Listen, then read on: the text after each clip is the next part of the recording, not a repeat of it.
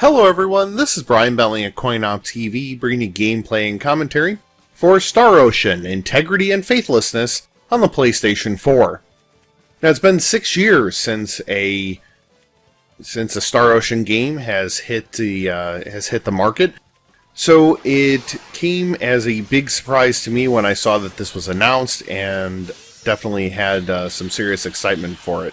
Now, one thing that I have truly loved about the Star Ocean series is simply that it is not afraid to have aspects of, a fantasy game, which it is, and, many Japanese role-playing games have that. But it is not afraid to delve into a more scientific. So, for instance, in a Star Ocean game, you're going to have, like the character I have here. He's just a swordsman from a little town called Stahl, and his name is Fidel Camusi, and he is, like I said, he's just a swordsman from a small little town on the ocean.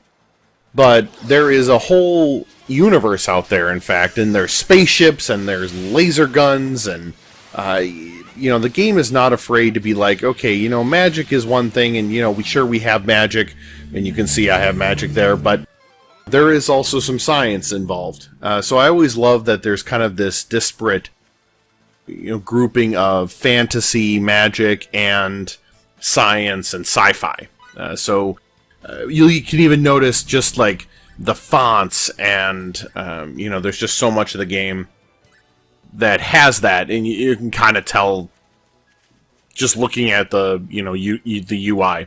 So this is here on the coast of Minos, and I really just wanted to kind of give you some ideas about combat, and then different environs that that you can be in. So this is on the ocean, on the beach, a little more there's some hills and stuff, and now these are the central Rolusian plains. You'll notice that they're gently rolling hills. Once we get out in the open, it's much more large, open open plains, things out in the distance, that sort of thing. So I just kind of wanted to get you that idea of the different types of environs that they have.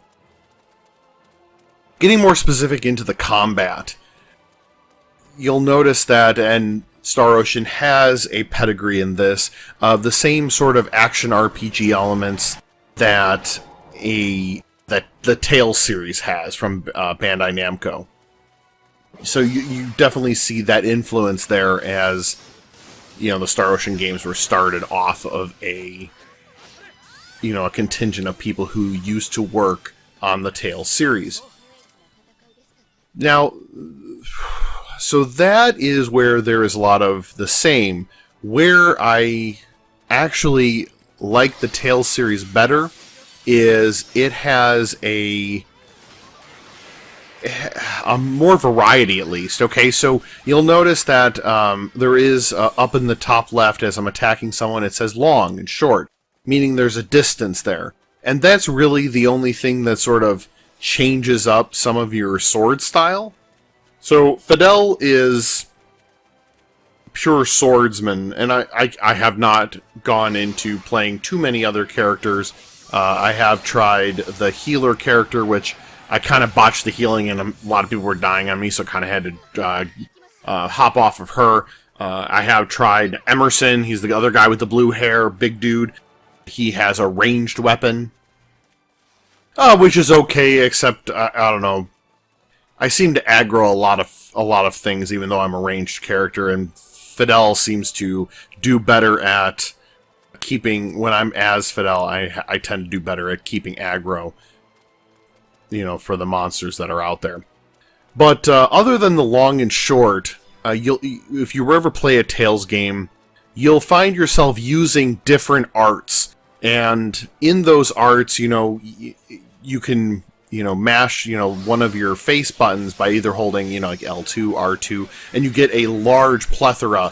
In this, I do a lot of square, square is block, so I do XX, circle, which is, X is your light attack, and circle is your heavy attack.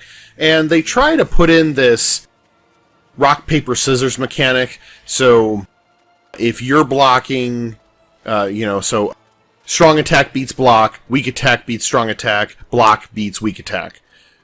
Which is great, except for a lot of times you're fighting many enemies at once, and there is a lot of... So if you're fighting, let's say, 4 to 5 enemies, and you have 6 people in your party, and there are spells going off all over... Sorry, signatories, going off all over the place, it's really difficult to see if someone's blocking or they're, doing, enough to...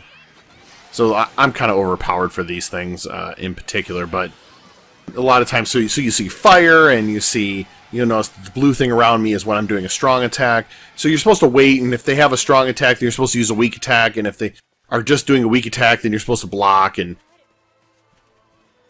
I don't know. I understand what they're trying to go for, but the combat doesn't feel great. Like, it's just kind of ho-hum, which is unfortunate because that is what a Japanese role-playing game is all about.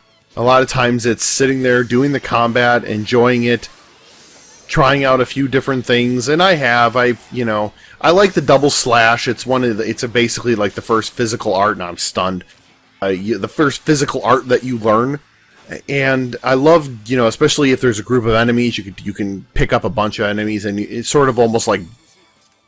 It's like juggling, except it's not really juggling, whereas in the Tales game, you actually can juggle. You can take enemies and juggle them, and it's great. And Star Ocean just doesn't have that.